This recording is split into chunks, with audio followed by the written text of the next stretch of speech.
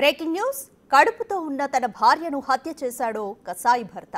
తన అక్రమ సంబంధానికి అడ్డు వస్తుందనే కారణంగా దారుణంగా చంపాడు.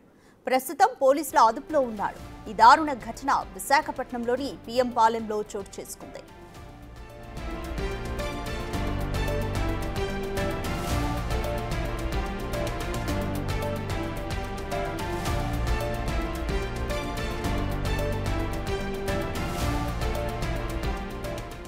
అడ్డరోడ్డుకు చెందిన అనుష, దువ్వాడకు చెందిన జ్ఞానేశ్వర్ 2022లో ప్రేమించి పెళ్లి చేసుకున్నారు. వీరిద్దరూ మధురవాడ ఆర్టీసీ డిపో పక్కనే ఓ అద్దె ఇంట్లో ఉంటున్నారు. ఓ పక్క భార్యతో కాపురం చేస్తూనే మరో పక్క మరో మహిళతో జ్ఞానేశ్వర్ వివాహేతర సంబంధం పెట్టుకున్నాడు. ఈ విషయం భార్యకు తెలియడంతో ఇద్దరి మధ్య తరచూ గొడవలు జరుగుతుండేవి. ఇటీవలే ఈ గొడవలు తారాస్థాయికి చేరుకున్నాయి. దీంతో జ్ఞానేశ్వర్ తన భార్యను అడ్డు తొలగించుకోవాలని భావించాడు. 8 నెలల గర్భిణి అని కూడా చూడకుండా అనూషను పీక నొక్కి ఊపిరాడకుండా చేశాడు.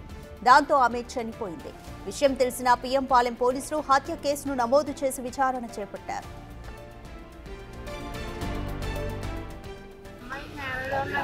మా అమ్మాయి వచ్చి పెద్దమ్మాయి నేను పెళ్లి చేసుకుంటున్నాను అన్నదండి. నా అబ్బాయి పెళ్లి చేసుకుంటున్నాను అన్నది. రమ్మని కూడా అనలేదండి. మా ఎల్లు చిన్నల్లుడు ఉన్నది లోపల ఉన్నారండి. చిన్నల్లుడు మా చిన్నమ్మాయి ఆలైలు చేశారు. ఇద్దరు వెళ్ళి చేశారండి. ఈ అమ్మాయి పెద్దమ్మాయి అయితే నా దగ్గరికి వచ్చి చెప్పిందండి నేను పెళ్లి చేసుకుంటున్నాను. కోర్టులో ముందు పెళ్ళి అయిందండి. మా పెద్దమ్మాయి విడాకులు తీసేసుకున్నారు. ఈ అదగోలుగాడు వల్ల పడి ఇంటి తీసుకుంటున్నా అని చెప్పింది. చేసుకుంటున్నాడు. ఎండాలంటో తీసుకోవాలి. వాళ్ళ ఇంటికి తీసుకెళ్ళలేదండి. ఇప్పుడు వాళ్ళ ఇంటికి తీసుకెళ్ళలేదు. కొడుకు వచ్చిందని ఇప్పుడు వాళ్ళ ఇంట్లో అందరికీ తెలుస్తుందని చంపేశాడు. అడగడానికి నా దగ్గరికి ఎప్పుడు వచ్చారండి. ఆ పిల్లలు పెళ్లి చేసుకున్నా అని చెప్పడానికి వచ్చిందండి. మళ్ళీ రాలేదు. సంవత్సరాలు అంటున్నాను. నాకు తెలియదు. నేను 3 సంవత్సరాలు పాలలో ఉన్నాను. నేను వయసు 3 సంవత్సరాలు అవుతుంది. ఆయన జ్ఞానేశ్వర్ని అదుపులోకి తీసుకుని విచారించిన పోలీసులు అతడే హత్య చేసినట్లుగా నిర్ధారించారు. విచారణలో తానే హత్య చేసినట్లు జ్ఞానేశ్వర్ ఒప్పుకున్నట్లు ఏసీపీ అప్పలనాయుడు తెలిపారు. హత్యా నేరం కింద కేసు నమోదు చేశామని, పూర్తిస్థాయి దర్యాప్తు చేస్తున్నామని ఏసీపీ తెలిపారు. గత కొన్ని రోజులుగా లవ్ చేసుకొని 2022 డిసెంబర్లో పెళ్లి చేసుకున్నట్టు తెలుస్తుంది. అప్పటి నుంచి వేరేగా కాపురం ఉంటున్నారు. ఈ అమ్మాయి వాళ్ళ ఫ్యామిలీకి తెలుసు కానీ ఈ పెళ్లి విషయం అబ్బాయి వాళ్ళ ఫ్యామిలీకి తెలియదు అన్నట్టు వీళ్ళు అంటున్నారు. ఇంకా ఫర్దర్గా కొన్ని విషయాలు రాబట్టవలసి ఉన్నది. కాకపోతే ఏంటంటే ఈ అమ్మాయి ప్రెగ్నెన్సీ అయిన తర్వాత అతను కొన్ని రోజుల నుంచి అమ్మాయిని వదిలించుకోవాలని కొన్ని చర్యలు చేశాడని చెప్పి ఈ తాలూకా చనిపోయిన తాలూకా అనూష వాళ్ళ సిస్టర్ చెప్తున్నది. ఆ మధ్యకాలంలో ఆయనకి క్యాన్సర్ కూడా వచ్చింది, మనకి త్వరలో చనిపోతాను, మరి నీ జీవితం పోద్ది, విడిపోతే బాగుంటుందని ప్రపోజల్ కూడా పెడితే దానికి వీళ్ళు ఒప్పుకోలేదు. తర్వాత కొన్ని రోజుల తర్వాత మా అమ్మా నాన్నలు ఈ పెళ్ళి అది తెలిస్తే చంపేస్తారు, నాకు బతకనేవారు, నీకు ఎందుకు మనం విడిపోదామని చెప్పి అప్పుడు కూడా పెడితే వీళ్ళు ఒప్పుకోలేదు. ఈ అమ్మాయికి ఇప్పుడు 13వ తారీఖున నిన్నే హాస్పిటల్ అడ్మిట్ అవ్వాలి డెలివరీ కోసమని.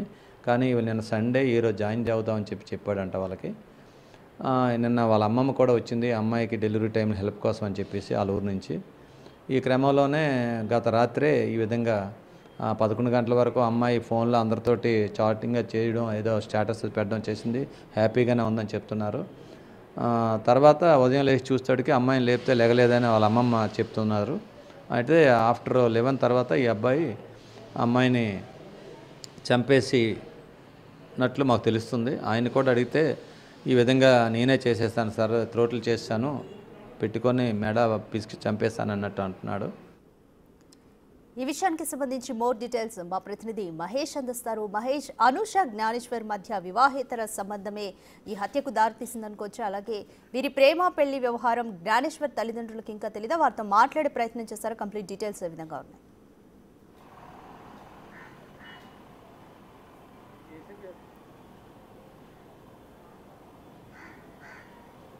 2012లో అనూషకి జ్ఞానేశ్వర్కి ప్రేమ వివాహం జరిగింది.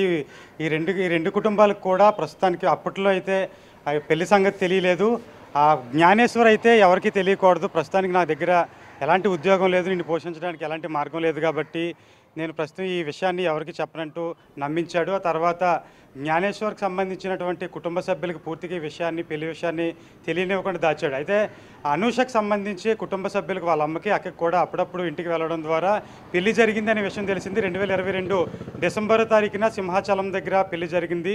ఆ తర్వాత ఇద్దరు కూడా ఆ తల్లిదండ్రులకు సంబంధించి, ఎవరైతే అనూష తల్లిదండ్రులు ఉన్నారో వాళ్ళ ఇంట్లోని కొంచెం డబ్బులు, నగలు వాళ్ళకి ఇచ్చారు. ఆ డబ్బులతోని ఆ పిఎం పాలెంకు సంబంధించినటువంటి ఆ ఏరియాలోని ఒక అపార్ట్మెంట్లు ఇద్దరు కూడా కాపురం పెట్టారు. తర్వాత కొన్నాళ్ళకి ప్రెగ్నెంట్ అయిన పరిస్థితి అయితే ఉంది. ఆ తర్వాత ప్రెగ్నెంట్ అయిన తర్వాత జ్ఞానేశ్వర్కి అయితే భయం పట్టుకుంది. తమ వివాహ విషయం అయితే తమ తల్లిదండ్రులకు తెలుస్తుందేమో, మిగతా వాళ్ళకి తెలుస్తుందేమో అని చెప్పి భయపడ్డాడు. ఈ విషయం బయటికి రాకుండా అనేక నాటకాలు కూడా ఆడాడు. ఒకసారి తనకు క్యాన్సర్ వచ్చింది కాబట్టి నేను చనిపోతాను త్వరలోని, కాబట్టి నువ్వు వేరే వివాహం చేసుకోవాలి, లేకపోతే మీ అమ్మ దగ్గరికి వెళ్ళిపోవడం మంచిదని చెప్పాడు. అలాగే మరొక నాటకం ఆడాడు. అయితే అమ్మాయి మాత్రం నీకు ఎలాంటి పరిస్థితులు అయినా సరే నేను నిన్ను విడిచిపెట్టి ఉండను, నీతో ఉంటానని చెప్పడంతో ఆ నాటకాలు ఏమీ కుదరలేదని చెప్పేసి అమ్మాయికి సంబంధించినటువంటి అక్క అయితే చెప్తుంది. ఈ విషయాన్ని అమ్మాయి కుటుంబ సభ్యులు కూడా అనూష తెలిపినట్టు తెలుస్తుంది.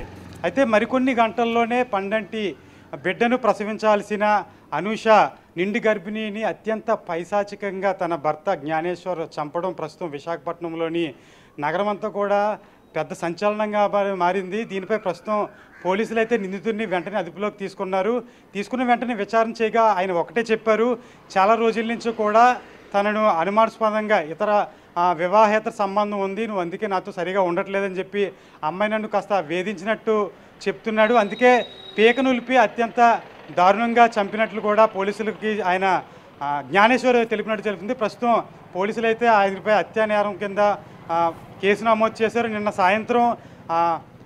సాయంత్రం కుటుంబ సభ్యులు, ఎవరైతే అనూష కుటుంబ సభ్యులు ఉన్నారో తల్లి, అక్క వాళ్ళందరూ కూడా అక్కడికి వెళ్ళి పోలీసులకి కంప్లైంట్ ఇచ్చారు. కంప్లైంట్ తీసుకున్న పోలీసులు వెంటనే విచారణ చేపడుతున్నారు. విచారణలో మరికొన్ని విషయాలు అయితే తెలిసే అవకాశం ఉంది. అయితే ఖచ్చితంగా పోలీసులు ఒకటే చెప్తున్నారు, ప్రస్తుతం ఆయన దగ్గర విషయాలు కొన్ని తెలుసుకున్నారు. దాని ప్రకారం ఏంటంటే జ్ఞానేశ్వర్ ఇంట్లో పూర్తిగా అతనికి వివాహం అయినట్లు తెలియదని చెప్పి కాస్త తెలుస్తుంది.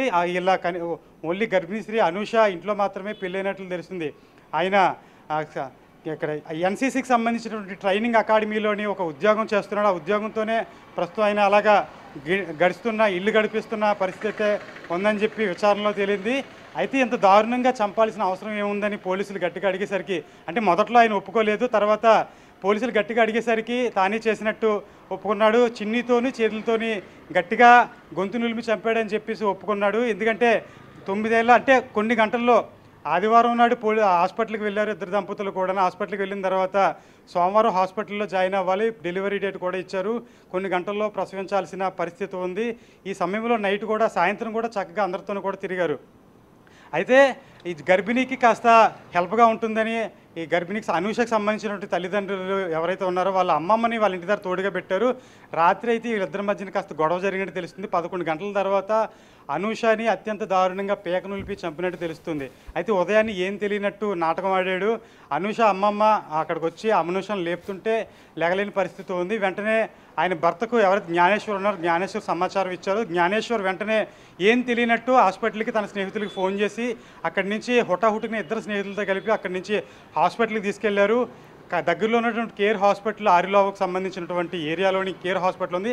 అక్కడికి తీసుకువెళ్ళి ఆ హాస్పిటల్లో డాక్టర్లు పరీక్షించక అప్పటికే చనిపోతున్నట్టు తెలిసింది. వెంటనే మృతదేహాన్ని కేజీహెచ్ హాస్పిటల్కి తరలించారు. ప్రస్తుతం కేజీహెచ్ హాస్పిటల్లో కడుపులో ఉన్న బిడ్డతో పాటు అనూష గర్భిణీ స్త్రీ చనిపోయిన మృతదేహం కూడా అక్కడే ఉంది. ఈరోజు పోస్ట్ మార్టం నిర్వహించి బంధువులకైతే అప్పగిస్తారైతే దీనిపై కేసునప్పటికీ ప్రస్తుతం పిఎం పాలెంకి సంబంధించినటువంటి పోలీసు ఏసీపీ అప్పలనాయుడు విచారణ చేపడుతున్నారు. విచారణలో మరిన్ని విషయాలు తెలిసే అవకాశం ఉంది.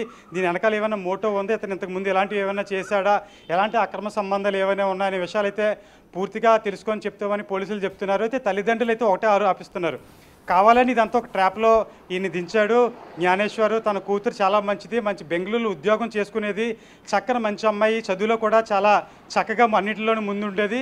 ఇతను ట్రాప్ చేసి బెదిరించి పెళ్లిళ్ళు చేసుకున్న పరిస్థితి ఉంది. ఆ తర్వాత మెల్లగా లొంగ తీసుకొని పెళ్లి చేయించుకున్న తర్వాత ఇక్కడే తెలియకుండా ఇంట్లో తల్లిదండ్రులు కూడా పెళ్లి చేసుకున్న పరిస్థితి ఉంది. రిజిస్టర్ మ్యారేజ్ చేసుకొని విశాఖపట్నంలోనే కాపురం పెట్టి అమ్మాయి దగ్గర ఉన్నటువంటి డబ్బులు అలాగే ఇంట్లో కొంత బంగారం కూడా తీసుకున్నట్లు ఆ అమ్మాయికి సంబంధించినటువంటి తల్లి చెప్తుంది. ప్రస్తుతం వాళ్ళే పోలీస్ స్టేషన్లో కంప్లైంట్ ఇచ్చారు.